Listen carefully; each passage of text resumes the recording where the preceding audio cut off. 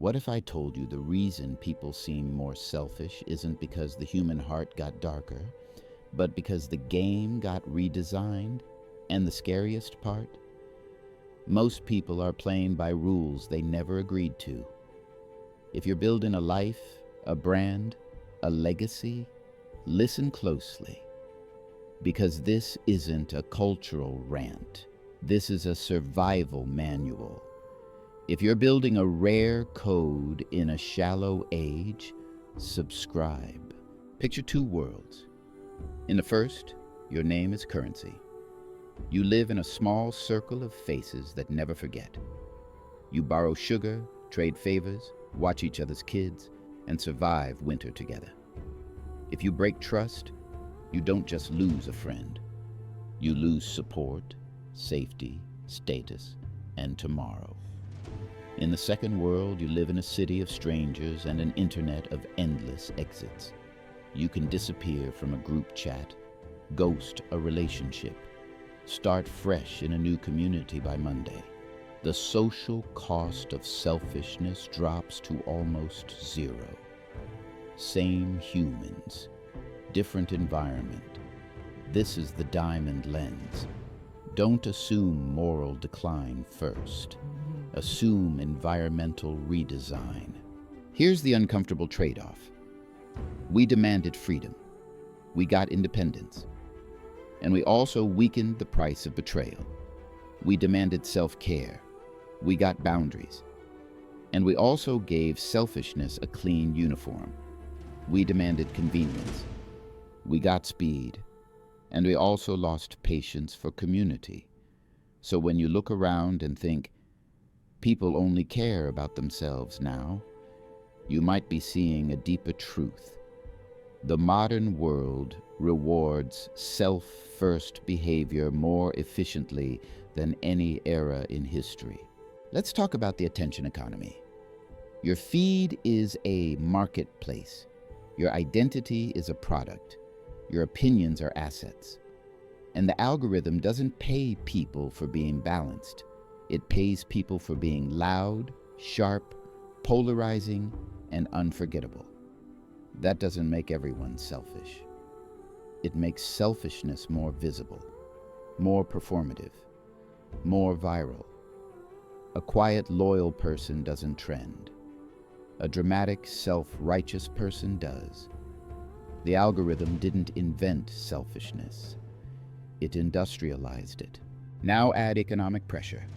When people feel squeezed, housing, groceries, uncertainty, the mind narrows. Empathy becomes expensive. Generosity starts to feel like a risk. Not because people are evil, because scarcity rewires priorities. The same strong person who would share in abundance can become defensive under pressure. And if you don't understand that, you'll misread survival as cruelty.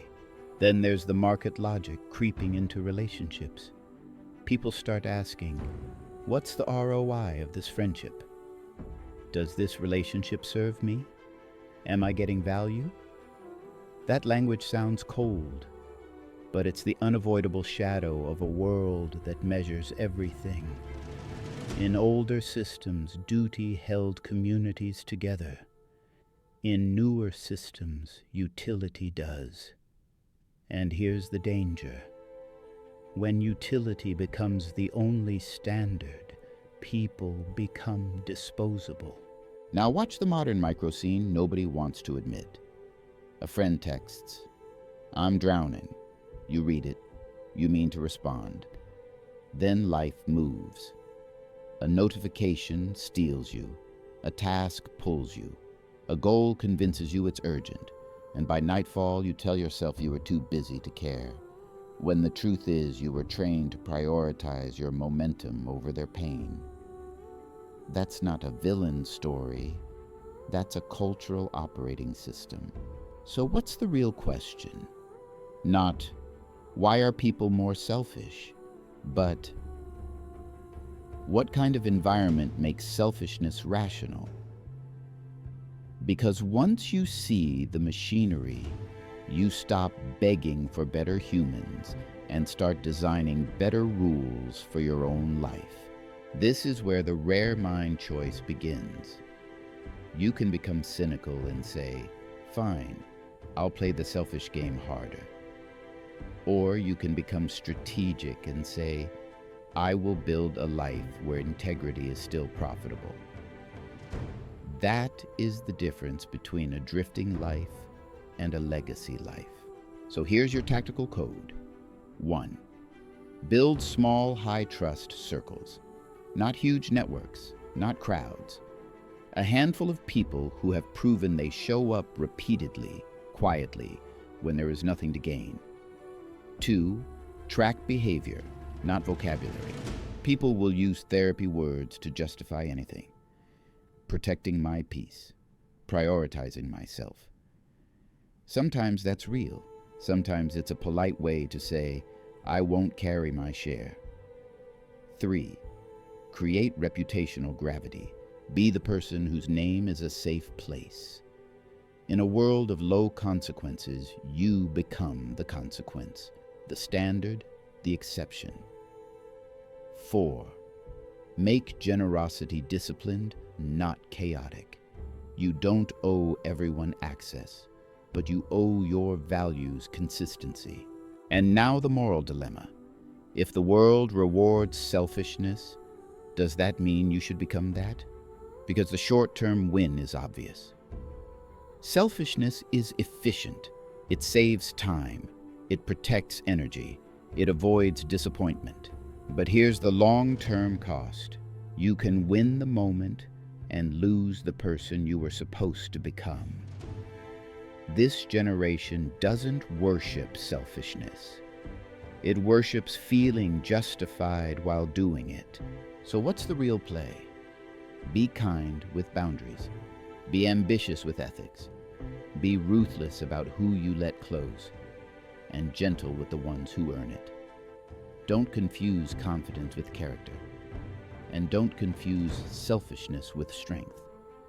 Strength is the ability to care without collapsing, to give without self-betrayal, to lead without needing applause. Because one day, the algorithm won't matter. The crowd won't matter. The temporary wins won't matter. Your child will care about who you were.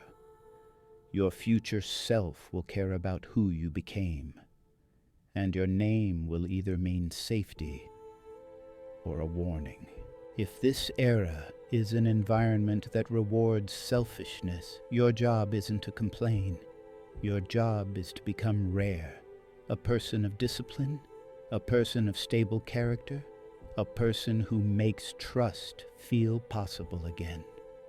A legacy can't be built by someone who only invests in themselves. What would you choose?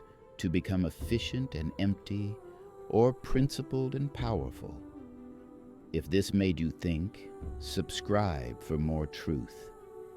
And tell me in the comments, what is one rule you live by to stay strong in a selfish age?